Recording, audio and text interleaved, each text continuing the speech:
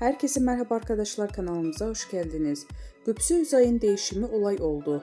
Mini elbisesiyle göz kamaştırdı.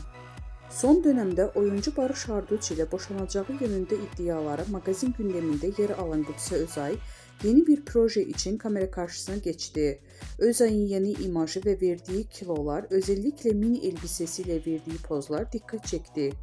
Kerem Bürsin ve Öykü Kariyer ile başrollerini paylaşacağı Plotenik adlı yapımla adından söz ettirecek olan Özkay, özel hayatından dair çıkan dedikodulara nokta koydu.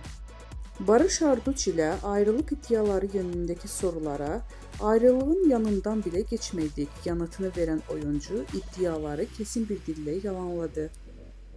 Yeni projesi için radikal bir imaj değişikliği yapan Gupse Özay lansmanda adeten büyüledi. Saçlarını siyaha boyatıp uzaktan başarılı oyuncu giydiği mini elbisesiyle tam bir not aldı.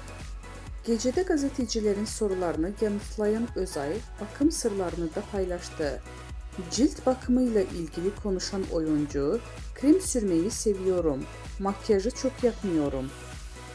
Gupse Özay'ın bu açıklamaları ve yeni imajı hayranlar